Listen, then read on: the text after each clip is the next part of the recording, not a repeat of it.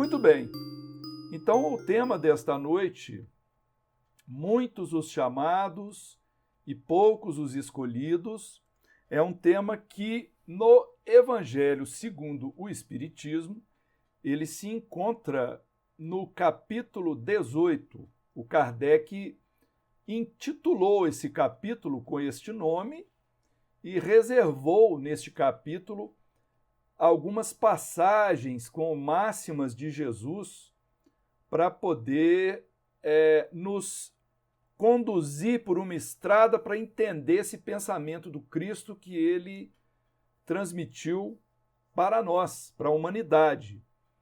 E nós vamos entender, à medida que a gente for desenvolvendo aqui a leitura, as passagens, nós vamos entender exatamente onde que ele quis que a gente chegasse, né? É importante que a gente compreenda que a misericórdia de Deus possibilita que nós todos tenhamos acesso ao aprendizado, né? Nós que estamos aqui reunidos devemos ficar muito gratos por isso, né?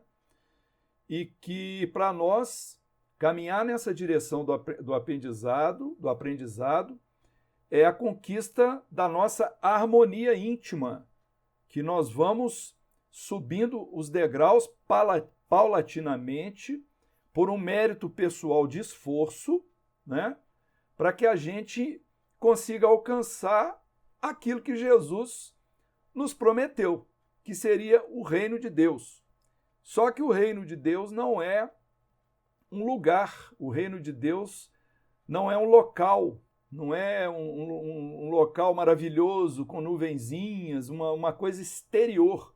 O reino de Deus, segundo registrou o evangelista Lucas, Jesus disse assim: o reino de Deus não vem com aparências exteriores, o reino de Deus está dentro de vós. Então, é justamente nessas ações de elevação espiritual que une o nosso intelecto, né, o nosso raciocínio, em que o Kardec pediu que a gente apoiasse a nossa fé nesse raciocínio, une as nossas sensações, a nossa sensibilidade, as nossas emoções.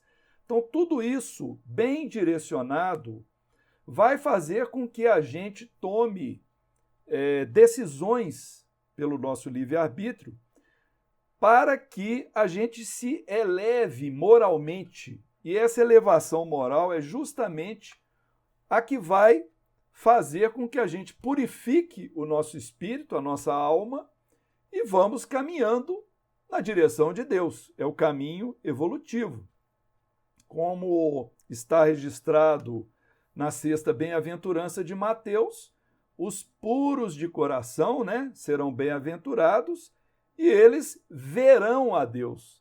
Então é uma visão de percepção evolutiva, não é uma visão física, não é a visão com os nossos olhos. A visão de Deus, ela é uma visão de percepção pelo estado de pureza da alma. Porque Deus, como está registrado no Evangelho de João, no capítulo 1, se não me engano, no versículo 18, está dito assim, Deus jamais, nunca ninguém jamais viu a Deus. O Filho unigênito do Pai é que o revelou. Então, um caminho para encontrar Deus é através das revelações do Cristo Jesus, através de suas ações, de suas palavras, dos seus pensamentos, daquilo que ele fez, daquilo que ele deixou de fazer, tudo isso deve ser observado por nós. E nós, então, hoje vamos aprender aqui alguma coisa, né? O aprendizado serve para a gente também, sobre a importância das boas ações, a importância da caridade, como isso serve de prova para nós, né? Para a nossa índole. E também nós vamos concluir, né? Em conjunto com Jesus, que realmente muitos são chamados para esse caminho do Cristo, mas são poucos que compreendem esse caminho, compreendem a necessidade de trilhá-lo. Jesus se expressou muitas vezes e usou disso à vontade, ele usava de parábolas, né? Ele usava de alegoria, símbolos, metáforas, E a parábola é um mecanismo espetacular que ele usou, porque ele reunia elementos, cenários da sua época, da época que ele viveu lá na Palestina, entre os judeus, e ele trazia essas historietas que parecem coisas tolas, né? Muito simples, parecem até infantis, mas que têm um grande fundo moral. E onde a gente tem que ir analisando cada elemento para poder encontrar esse caminho. Qual que é a mensagem que Jesus quis trazer para nós? Então nós vamos começar aqui com um trecho de Lucas, do capítulo 14. Isso não está no Evangelho segundo o Espiritismo, não. Capítulo 14, versículos 12, 13 e 14. Então, voltando, Lucas, capítulo 14, versículo 12, os convidados. Dizia também ao que convidara: cada vez que fazes um almoço ou jantar, não chames teus amigos, nem teus irmãos, nem teus parentes, nem vizinhos ricos. Não suceda que eles te retribuem o convite e isso se torne uma retribuição para ti. Mas cada vez que fazes recepção, convida mendigos, mutilados, coxos, cegos, e feliz serás, porque não possam retribuir-te, pois serás retribuído na ressurreição dos justos. Então a gente vê aí muito simbolismo, né? Nós ficamos imaginando como é que na prática nós vamos fazer um banquete e vamos deixar de convidar nossos amigos, nossos parentes, e vamos chamar esses irmãos desvalidos da sorte, os mendigos, mutilados, coxos e cegos. Mas a gente precisa aprender exatamente onde que Jesus queria chegar. Então nós podemos, por exemplo, nesse trecho, né, compreender, não chama os parentes, os irmãos, os vizinhos, que Jesus já estava, né, o Cristo de Deus estava nos orientando que a gente, como espíritos eternos, nós devemos trabalhar em nós o desapego das ligações de sangue e das riquezas. Elas são importantes recursos que nós devemos honrar. Então não é um desapego de desprezo, é um desapego de nós compreendermos que existem coisas acima disso, em termos da nossa caminhada moral, e que o nosso coração ele deve ficar realmente aberto para recebermos os sofredores do corpo, os sofredores da alma, os sofredores do espírito, e vem uma ordem diretamente para que a gente não cogite de recompensa, que a gente não cogite de retribuição, ou seja, que nós aprendamos nesse caminho do serviço, que é um caminho onde o Espiritismo traz realmente um apelo muito grande ao serviço, né? Servir o próximo, que a gente o faça desinteressadamente, que a gente doe indistintamente, porque essas ações caritativas, feitas dessa forma, elas é que implicarão na real libertação do espírito. Que libertação é essa? Libertação das amarras que nos mantêm involuídos. Olha que interessante. São amarras que fazem com que o espírito, se ele não ganha conquistas morais durante a sua passagem pela matéria, né, durante uma encarnação, se ele passa por uma encarnação e não evolui nesse sentido, se ele não agrega a lei de Deus, essa lei de amor, justiça e caridade ao seu espírito, à sua conduta, ele volta para o campo espiritual, vamos dizer assim, do mesmo jeito que ele saiu. Então ele cai em infindáveis ciclos reencarnatórios e não se liberta. Interessante que o autor Pastorino, ele quando ele vai analisar no Sermão do Monte, o Carlos Torres Pastorino, do Minuto de Sabedoria, ele vai lá no livro Sabedoria do Evangelho, vai lá na oração dominical, oração do Pai Nosso, ele vai lá no finalzinho dela, onde está escrito assim, livra-nos do mal. Ele interpreta como sendo um pedido nosso para Deus, para que nos ajude a nos libertar da matéria. porque a matéria nos mantém evoluídos. O espírito superior, à medida que ele vai reencarnando, ele vai ficando cada vez mais fluídico. Ele não precisa retornar à matéria densa, e aí ele pode habitar mundos melhores do que o do nosso planeta Terra. Isso parece muito distante para nós, mas na verdade faz parte de um determinismo da evolução, só que vai implicar o nosso esforço para que a gente consiga alcançar esse estágio. Então, o Kardec, ele reuniu no Evangelho segundo o Espiritismo, nesse capítulo Muitos dos Chamados, ele começou de cara com a parábola do festim das bodas, a parábola dos convidados. E nos evangelhos sinóticos, né, Mateus, Marcos e Lucas, em Mateus e em Lucas existe essa parábola, e ela tem diferenças de uma para outra, é a mesma história, mas tem umas diferenças que vão fazer com que a gente tenha que explorar uma e outra para nós compreendermos melhor. Eu vou pedir um pouco de paciência, porque eu vou fazer a leitura agora da parábola de Lucas inteira, e a de Mateus eu vou falar só uns trechos, porque vai ser necessário para que a gente compreenda justamente os ensinamentos de Jesus. Então, Lucas, ele registrou no capítulo 14, versículos 15 a 24, e está da seguinte maneira: ouvindo essas coisas, um dos que se reclinavam, né, que se descansavam, deitavam ali com Jesus, disse-lhe: feliz quem comer o pão no reino de Deus. Então Jesus respondeu: certo homem fazia um grande jantar e convidou muitos. Aí começa a parábola do festim das bodas. E enviou seu escravo na hora do jantar dizer aos convidados: vinde, está tudo preparado.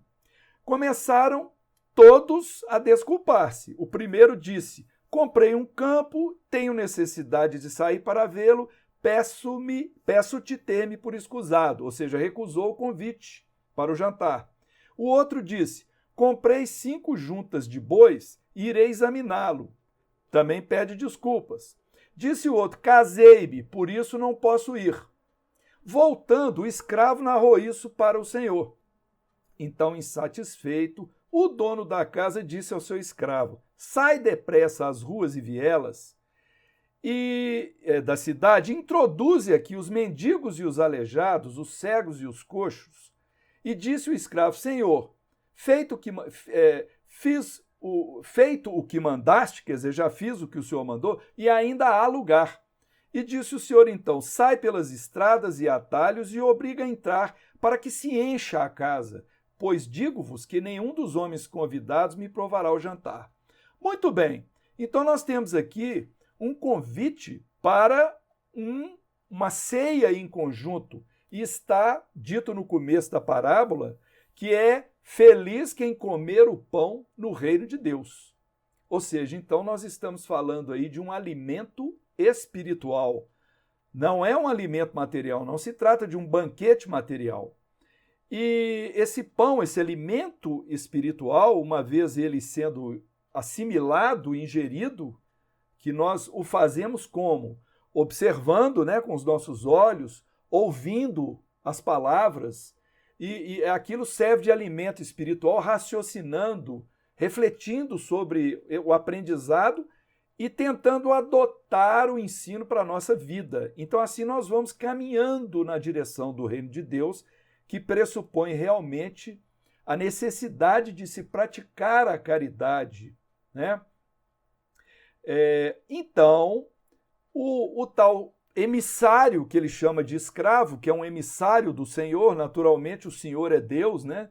Enviando os seus emissários, os seus espíritos especializados, os espíritos encarnados, missionários que estão aqui na Terra nos ajudando, os desencarnados que estão nos intuindo, que na fé católica são chamados de anjos da guarda, no Espiritismo são esses espíritos familiares que estão próximos de nós, nos ajudando ali por intuições, às vezes através até do nosso sonho, nos dando orientações. Então, todos esses servos do Senhor, eles saem a convidar a humanidade, a intuir as pessoas para que vão compartilhar essa grande ceia, para que vai fazer com que a gente chegue ao reino de Deus. Mas acontece que as pessoas começam a se desculpar. E é o que muitas vezes o que nós fazemos. A gente precisa se incluir porque nós não temos a santidade ainda. Muitas vezes nós recebemos o convite não vem diretamente, ele às vezes vem por vias indiretas, às vezes é uma página que a gente lê, uma revista que a gente abre, uma notícia que a gente vê na TV, um caso que a gente fica sabendo que mereceria nossa misericórdia, nossa atenção. Assim é feito o chamado. Mas aí começa a sessão de desculpas.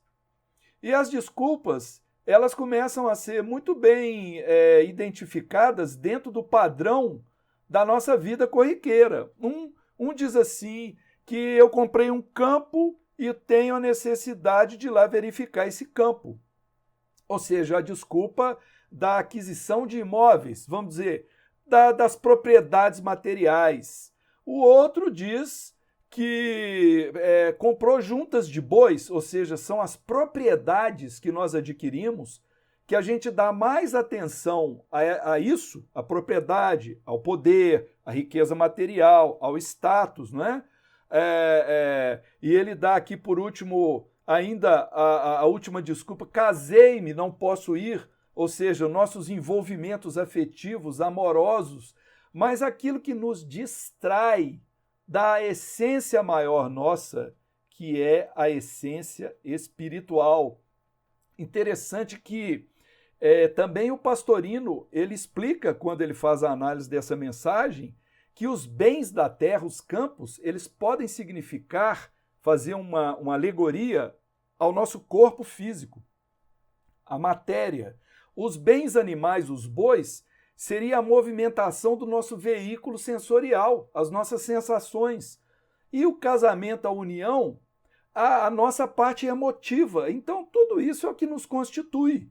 É o intelecto, a emoção, a sensação e a parte material nossa. Então, tudo isso começa, quando é mal orientado, mal controlado, mal dirigido, vai fazer com que nós nos afastemos do nosso objetivo, que é o reino, que é procurar aquilo que é realmente espiritual. E nós não temos o hábito de criar o espiritual no nosso espaço. Essa que é a verdade. No nosso dia a dia, a gente reserva muito pouco para isso. As pessoas que vão lidando com esse alimento espiritual com mais apetite, elas começam a trazer para o dia a dia, em todos os acontecimentos da vida, os princípios da lei. Os princípios que indicam amor, paciência, tolerância, a necessidade de ter a misericórdia pelo próximo e tudo mais. Então isso passa a ser um hábito. Esse hábito, quando nós nos introduzimos no Espiritismo, o Espiritismo nos oferece, na nossa prática atual, um modelo para a gente começar a aproximar disso, que é um método, desculpa, não é um modelo, um método, que é o culto no lar. Que através do culto no lar nós reservamos um momento durante meia hora, uma hora por semana para a gente estudar esses temas espirituais, né? E é uma coisa que pode ser feita não apenas pelos espíritas, mas qualquer religião cristã. Nós vamos aprender ali qual é o ganho, a motivação para que a gente perdoe, para que a gente tenha misericórdia, para que a gente possa amar mais, não é? Se desvencilhar desse apego da matéria, mas principalmente por quê? Porque o nosso objetivo é o reino de Deus, é a evolução espiritual. E no Espiritismo, particularmente, a evolução ela não acontece só numa passagem pela matéria. Nós temos que reencarnar várias vezes como aluno que não consegue alcançar o máximo do curso num ano só. Às vezes ele tem que repetir uma matéria, não ficou bom o aprendizado naquele quesito ou naquele outro ali, aí ele tem que retornar e vai se aperfeiçoando. E a lei de Deus ela é tão justa, né, que ela nos oferece o perdão do retorno quando nós não somos reconhecidos por aquilo que a gente era, que a gente cometeu de erro, voltamos numa outra veste corpórea, carnal, as pessoas não nos reconhecem, os erros que nós cometemos, mas nós temos que caminhar com as nossas próprias pernas. Não vai haver aquele momento que Deus vai julgar um pó de pirlim-pim-pim e, puf, sumiu todas as nossas imperfeições, abriu-se o caminho para o reino. Não, nós é que vamos ter que encontrar esse caminho. Então, na análise aqui, por exemplo, que o Kardec faz dessa parábola dos convidados, ele coloca lá que ele faz uma alusão aos hebreus, que foram os primeiros convidados no sentido espiritual, por terem sido, né, o primeiro povo, os hebreus, por ter sido, melhor dizendo, o primeiro povo que concebeu o monoteísmo, Deus único. E isso foi um grande avanço em termos da compreensão da lei e da evolução do espírito, né, que nós estamos sujeitos a Deus. Só que houve fases na humanidade, porque Deus transmitiu sua lei primeiramente através de Moisés, e Moisés trouxe um código de justiça, de direito, mas também estava misturado com muitas coisas que não estariam muito boas, né? Como, por exemplo, a lei de Talião, olho por olho, dente por dente, que daria direito às pessoas a promoverem retaliações se elas forem prejudicadas. Aí vem depois Jesus, com a lei do amor, do perdão, da caridade, da misericórdia, e como ele disse, eu não vim destruir a lei, disse Jesus, né? Vim dar-lhe complemento. As figuras mais assim, apelativas que nós vemos nos evangelhos como sendo aquelas pessoas que tratam a lei verdadeira com desdém, são os fariseus e os saduceus, são esses dois personagens. Os fariseus, eles são a representação dos hipócritas intelectuais. Aqueles que faziam, na verdade, uma encenação, atores querendo convencer as pessoas que eram purificados, porque faziam jejum ritualístico, faziam uma série de regras, tomando as escrituras literalmente, não podia trabalhar no sábado, não pode jejum daquilo, jejum daqui, dali, né? Jejum material, fazer lavação de mão, não para eliminar, por higiene, eliminar micróbio, que nem se sabia da existência disso naquela época, mas apenas por um ritual que iria trazer consagração, iria trazer elevação até Deus. Então são atores intelectuais, os fariseus, eles aparecem muito nos evangelhos, né? E Jesus deu muito ensinamento para nós, combatendo o que os fariseus faziam, né? E também aparecem os saduceus, que eram os materialistas agnósticos. Eram aqueles que valorizavam mais as sensações do corpo, né, da matéria, e o agnosticismo, que a gente poderia chamar que são os ateus, mas na verdade são as pessoas que querem que a coisa seja provada empiricamente. Deus existe, então eu quero ver na prática como é que Deus existe. Ou seja, não é aquele Deus que vem pela revelação do Filho unigênito do Pai ou pela nossa observação do universo. São pessoas descrentes, mais crentes na matéria. Então, essa parábola, de acordo com Lucas, ela traz esse ensinamento, né, que nós vimos aí, mas ela não cita o final do negócio, que veio exatamente o seguinte. Eu vou ler aqui para que vai chegar onde a gente quer. Entrando o rei, porém, para ver os convivas, os convidados somos nós, é a humanidade, né? O rei e o senhor, viu aí um homem não vestido de roupa de casamento, ou seja, com a túnica nupcial, outro simbolismo, e disse-lhe: companheiro, como entraste aqui não tendo roupa de casamento? Então o rei disse aos servos, amarrando-lhe os pés e mãos, lançai-os às trevas de fora, às trevas exteriores. Ali haverá choro e ranger de dentes. Aí vem a frase que é o tema do nosso estudo. Muitos, pois, são chamados, poucos os escolhidos. Poucos escolhidos.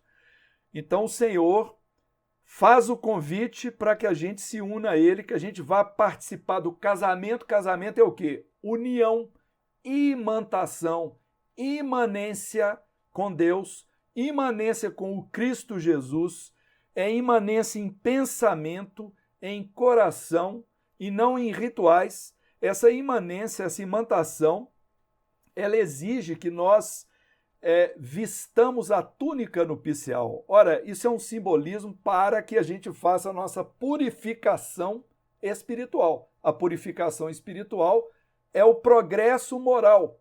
Então não é vestir uma roupa externa limpinha, né? Vestir uma vestimenta que vai me tornar puro. Como é que Jesus se referiu aos fariseus? Ele os chamava de sepulcros caiados, que eram muito lindos, branquinhos, purificados por fora, mas por dentro havia morte e imundície. Então, essa é a representação do que nós, na verdade, ainda somos. Muitas vezes a gente quer fazer apenas uma representação exterior de uma santificação, de que nós já somos justos, né? Justificados, de que nós já estamos purificados. Então, não adianta a gente fazer gestos, não adianta a gente entrar numa igreja católica e cumprir lá certas gesticulações, entrar na casa espírita, tomarmos a água fluida, tomarmos o passe, se nós não nos comprometemos com uma mudança íntima. Nós vamos fazer ali só um verniz, uma capa exterior, sem o que é necessário, que é a mudança da nossa maneira de pensar e de ser. Aí o que vai acontecer? Esse que está sem a túnica nupcial, nós, dessa forma, não vamos entrar nesse casamento. E aí vai acontecer essa coisa terrível, né? Nossos pés e mãos serão amarrados e seremos atirados às trevas exteriores, onde haverá choro e ranger de dentes. Não se trata do inferno, trata-se da consequência, quando nós desencarnarmos, do que nós vamos encontrar. O que nós vamos encontrar? Ora, diz o autor Camilo Chaves, o autor espiritual Camilo Chaves, que foi presidente da União Espírita Mineira, o Camilo Chaves escreveu um livro como espírito, e ele disse o seguinte, que o que nós vamos levar para o além-túmulo? Nós vamos levar apenas o bem e o mal que a gente houver praticado. Então nós temos essa bagagem, o bem numa mão, o mal na outra. Ora, qual que vai estar mais pesado? Tudo isso vai ter que ser devidamente aferido pela lei, a lei de Deus. E como a gente terá que reparar todo o mal que nós tivermos cometido e todo o bem que a gente tiver deixado de fazer, realmente é possível que a gente tenha que viver ainda algumas reparações espirituais e aqueles que estiverem mais comprometidos poderão passar um período no campo espiritual muito desfavorecidos, em sofrimento. Não é com o inferno exterior do fogo, é com o inferno interior do remorso, da culpa, que fica muito evidente quando a gente sai do corpo físico. E aí, quando nós retornarmos à matéria num outro corpo, numa outra oportunidade, nós vamos trazer toda a repercussão dessa bagagem, né? Pela lei de causa e efeito, aquilo que a gente tiver plantado, nós teremos de colher. Falando assim, fica parecendo que não teremos solução, porque nós sabemos que todos nós já fizemos muitas coisas das quais arrependemos, é ou não é? Mas que bom que a evolução é infinita e que bom que nós estamos sendo chamados, e se estamos sendo chamados hoje, aqui, agora, que nos façamos escolhidos, que nos apresentemos, porque à medida que a gente vai tomando atitudes proativas, ou seja, não basta ficar arrependido, é preciso fazer alguma coisa. Arrepender só é um passo inicial. A partir do momento que nós vamos tomando atitudes proativas em nosso favor, construindo o bem, e aí nós vamos plantando sementes do bem em meio àquele espinheiro que nós já estamos colhendo, nós haveremos de chegar um dia. O que acontece quando tem um copo com água suja e a gente vai julgando a água limpa, água limpa, água limpa, a água vai clareando, clareando, clareando, até que um dia a água vai estar clarinha, não é isso? Essa é uma representação para nós daquilo que vai acontecer conosco à medida que nós formos caminhando, né, na Terra e fazendo o bem cada vez mais. Então, nós estamos aqui, de uma certa maneira, nós estamos encontrando a nós mesmos como adversários. Ou seja, é a nossa vida espiritual. O que é o espírito? Ora, o Livro dos Espíritos fala que o espírito não tem forma, ele é uma centelha, uma fagulha, é uma coisa que não tem como descrever para a nossa inteligência, para o nosso conhecimento, o que é o espírito. Agora, o perispírito nós já muito ouvimos falar, porque o perispírito ele é um corpo fluídico que que une, dá a possibilidade de unir esse princípio inteligente, que é o principal atributo do espírito, ao corpo físico, material denso. Então nós temos um corpo fluídico ali de união dos dois. Esse corpo fluídico, que é o nosso perispírito, ele justamente reflete tudo aquilo que nós somos. Os pensamentos maus, os pensamentos perversos, os momentos de ira, de ódio, de vingança, isso vai fazendo com que o nosso campo fluídico ele vá assimilando elementos nocivos para nós mesmos. Então nós ficamos ali como sendo um invólucro fluídico negativo, de coisas negativas, deletérias.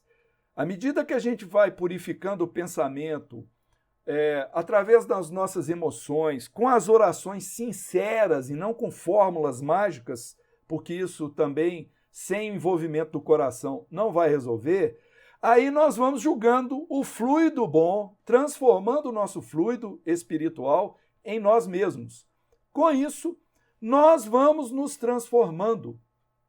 E aí a gente começa a ter o nosso campo semimaterial se aproximando mais da natureza espiritual do que da natureza corpórea.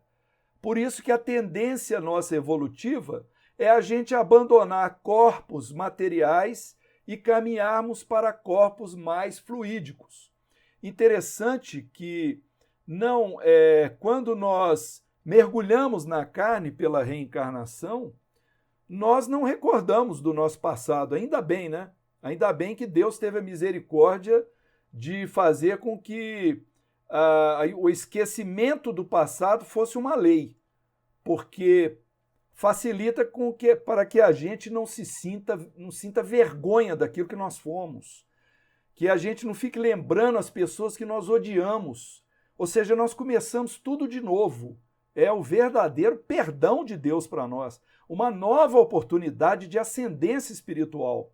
Então esse mergulho na matéria, ele permite que a gente respire de novo, que é lógico que nós vamos trazer no retorno, nós vamos trazer bagagens de coisas que estão ainda nas nossas conquistas espirituais.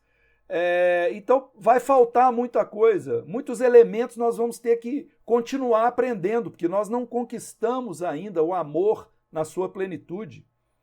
E para isso, felizmente, Deus manda os seus emissários, como nós dissemos, né? Os escravos, os enviados, e nós precisamos então, como convidados, aprender a lidar com esses convidados, com essas pessoas que vêm, como convidados, melhor dizendo, com esses emissários que vêm trazer para nós as lições do bem e do amor, nos estimular, né, a que a gente se modifique.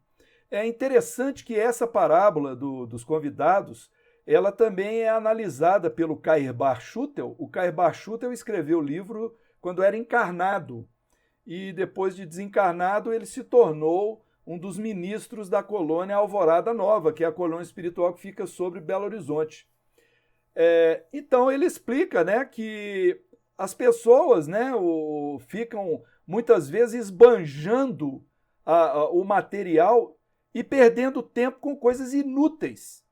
E que a veste nupcial verdadeira, ele diz que ela simboliza o amor, a humildade, a boa vontade, Isso é que vai nos levar a participarmos da núpcia, né? Do casamento lá, da união com o Cristo.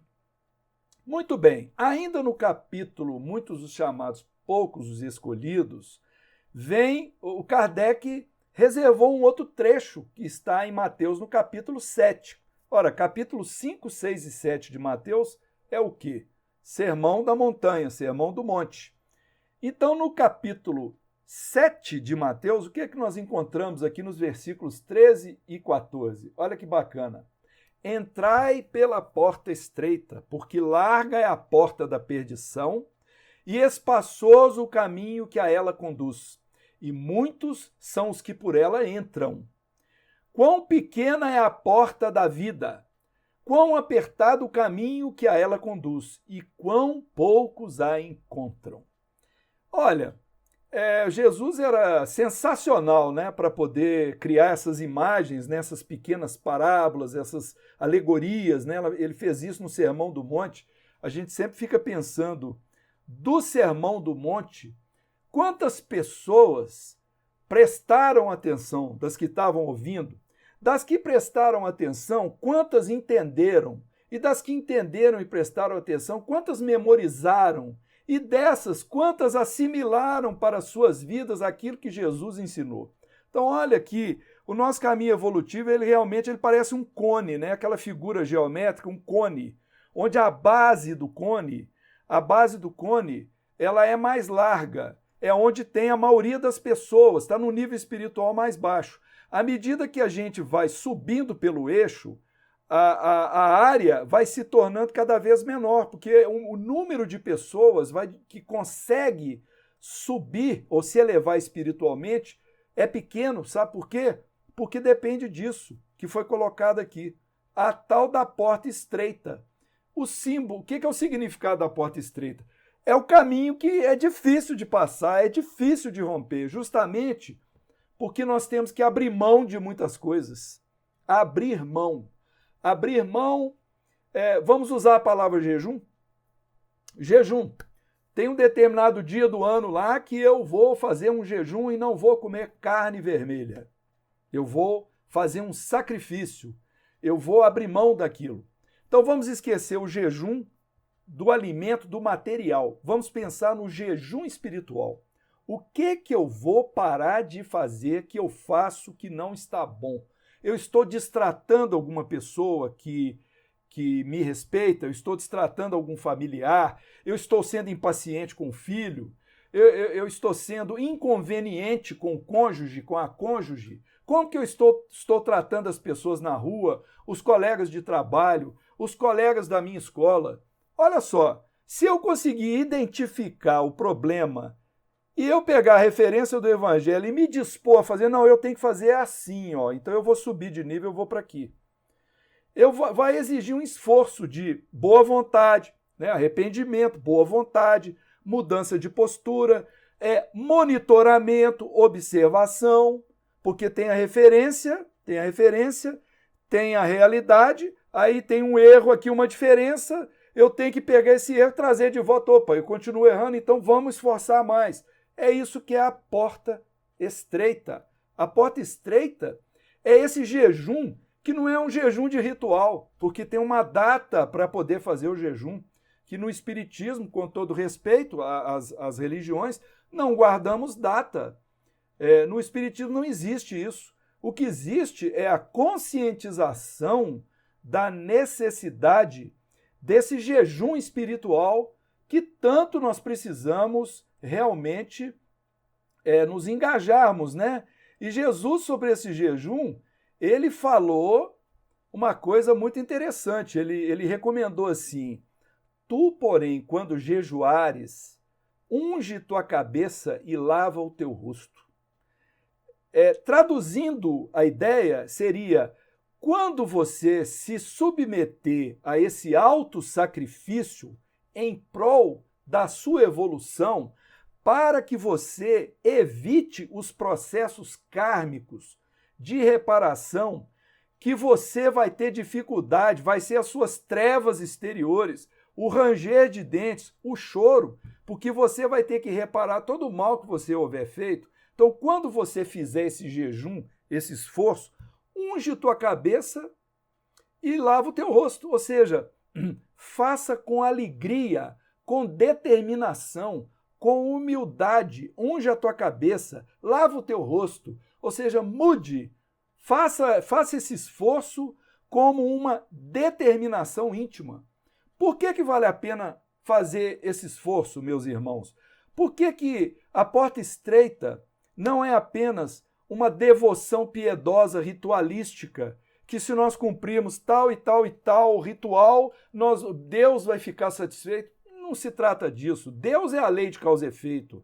É aquilo que a gente faz de bom ou de mal é que determina o nosso futuro. É essa que é a verdadeira justiça divina. Então, por que vale a pena? Vale a pena porque existe um futuro espiritual feliz. Porque Jesus, quando falou assim, bem-aventurados os misericordiosos, porque alcançarão misericórdia. Bem-aventurados os pobres de espírito, porque deles é o reino dos céus. Será que ele estava fazendo uma tirada demagógica? Ele estava elogiando quem está na pior para poder dizer que vai ter felicidade depois, sendo que a gente não acredita nessa felicidade? Então a felicidade é o dever cumprido. Isso é que é felicidade. Dever cumprido. Felicidade é alcançar o reino de Deus. O reino de Deus se alcança fazendo isso aí, ó, sendo chamado, atendendo o chamado, passando pela porta estreita, passando por todo o processo de catarse espiritual que a gente precisa realmente fazer, caminhando para dentro, para que a gente consiga conquistar com louvor esse mérito.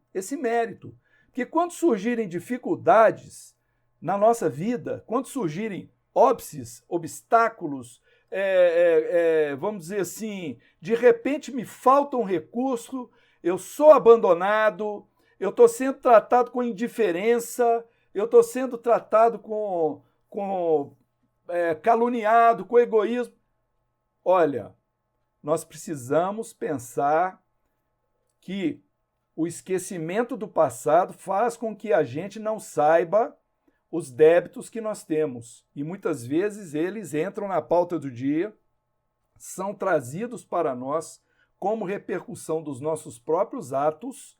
E aí, se a gente se revolta, se a gente reclama, se a gente não os aceita, se nós ficamos na murmuração, não vai ter validade o processo, a experiência de passar por aquela provação, por aquela expiação. Nós precisamos aceitar as dificuldades sem murmuração, sem reclamação, com fé e com determinação e pedindo força. Não é para que as dificuldades desapareçam, é para que a gente pedir a Deus que a gente tenha força para superá-la. Quando nós nos deparamos, por exemplo, com uma criatura, um amigo, alguém que esteja com um processo de dificuldade orgânica, um câncer, uma doença grave, né? Se a gente tiver com uma doença grave pela frente, aí o que nós vamos pensar? O que nós vamos fazer? Nós vamos pedir para Deus para nos libertar daquela doença? Nós até podemos fazer isso.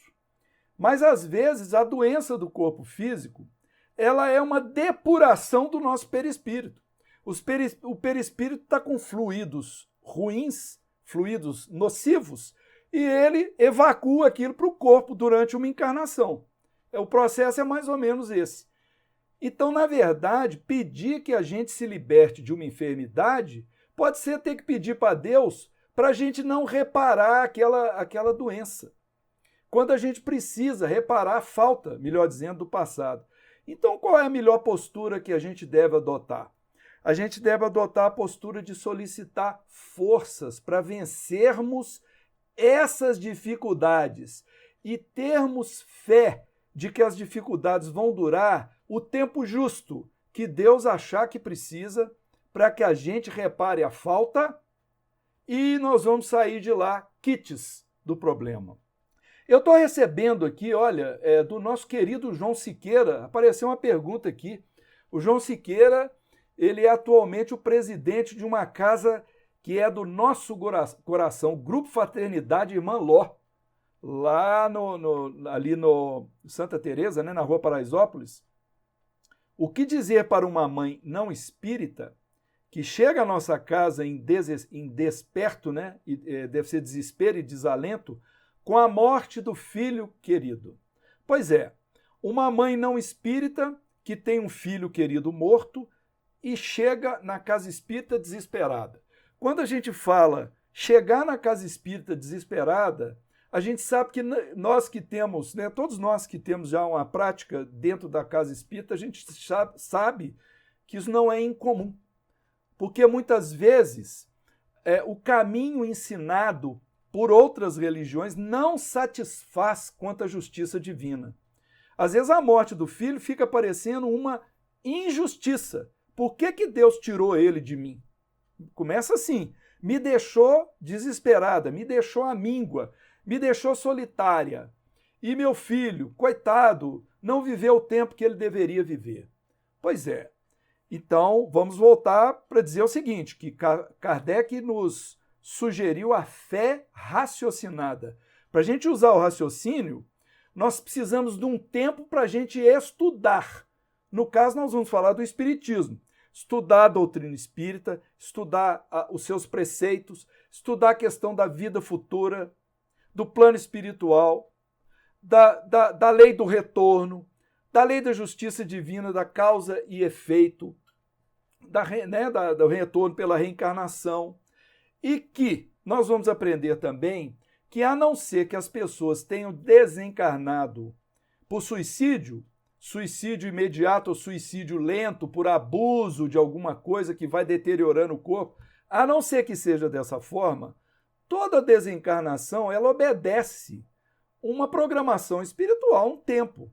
Então, a desencarnação de um filho, por uma bala perdida, por um atropelamento, por uma doença grave, tudo isso deve ser pensado em termos da justiça divina, porque o processo dele em relação à sua vida anterior provavelmente requisitava que acontecesse daquela maneira.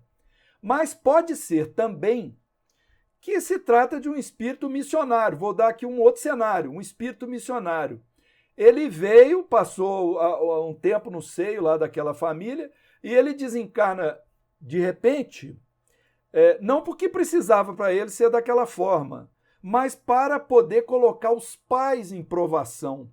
Porque os pais também são provados. Quando um pai recebe, por exemplo, um filho com síndrome de Down, com uma hidrocefalia, com uma paralisia cerebral, eu pergunto, um filho com paralisia cerebral, ele sofre? Ele não tem consciência daquilo que está acontecendo com ele, pelo menos enquanto ele está na matéria. Só quando ele desdobra, talvez no seu sono físico, ele pode ganhar consciência do corpo que ele está e que ele está ali completamente travado. Então, quem sofre mais? Aquele que tem o Down, a deficiência, ou os pais, ou os responsáveis que estão acompanhando? Então, se permitir aí o nosso querido João, a nossa modesta opinião, a melhor coisa que a gente faz para uma mãe que chega com desespero é tentar convencê-la a continuar frequentando a casa espírita, aos poucos assistir palestra, ler livros e tomando consciência, porque a mente precisa de alimentar com novos alimentos, com novidades, com ideias novas, para que ela conquiste a esperança. Quantas pessoas nós ficamos conhecendo na nossa querida Fraternidade Espírita Irmão Glaucus, que lá estão, porque foram chamadas exatamente por isso. Desencarnação de filho que disparou uma arma sem querer, morreu atropelado. Nós tivemos um caso de um grande amigo nosso que chegou para nós, assim, a primeira vez nós nos encontramos, ele perguntou isso, o que eu faço? Porque eu tinha um filho que eu amava muito, com 18 anos eu dei para ele um carro de presente, saí para trabalhar, quando eu voltei ele estava dentro do carro, batido, morto, de frente à nossa casa. Ele morreu lá. Aí essa pessoa, ela humildemente procurou a nossa casa, né? Nos procurou, não pessoalmente, mas procurou a nossa casa e começou a se engajar em cursos e palestras e tarefas caritativas. E depois ele virou um tremendo palestrante, tornou-se uma pessoa tranquila com relação ao filho dele, recebeu lá a mensagem a respeito da condição do filho dele, condição espiritual. Então, é isso aí. Bom, o nosso tempo tipo que poderia ter acabado, mas veio aqui. Mônica Moreira. No cenário atual, Mônica, beijoca para você, muita paz, né? Que é a Mônica coordena a área doutrinária lá do Glaxo. No cenário atual, muitos de nós estamos nos sentindo isolados emocionalmente, depressão e tristeza. Qual a visão da doutrina espírita? Pois depressão é um assunto que eu posso abordar superficialmente, porque uma pessoa mais gabaritada, né, que estuda a depressão, um psiquiatra, um psicólogo, que vai saber dizer até a respeito das reações químicas no organismo que nos jogam para a depressão, e a depressão realmente é uma coisa terrível, porque é como se fosse uma corrente com um peso atado ao nosso pé, a gente não consegue sair dali, e quanto mais as pessoas tentam nos animar, mais a gente se revolta com elas, tipo assim, ele não sabe o que eu estou passando, ela não sabe como é que eu estou sofrendo. Então tudo isso, meus irmãos, vai fazer parte da possibilidade, da probabilidade de expiação de uma pessoa que não se preparou espiritualmente.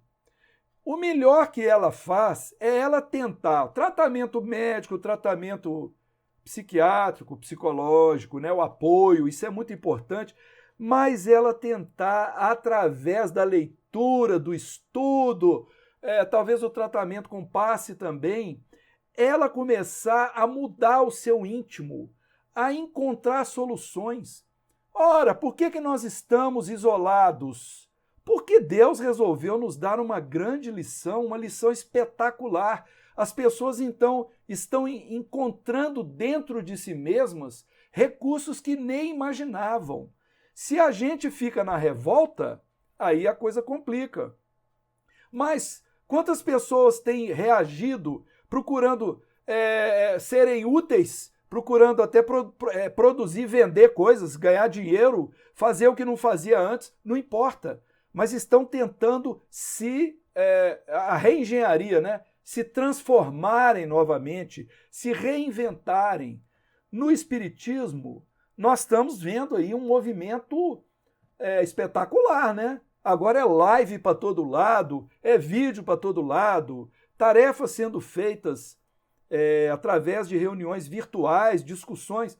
Ora, que bom que nós estamos encontrando isso, que bom que muitas pessoas estão encontrando esse caminho para tentar refazerem as suas mentes, em vez de ficarem apenas nas coisas que não terão utilidade, que o que não tem utilidade não é proibido, mas é preciso que a gente tenha consciência se é bom para mim ou não.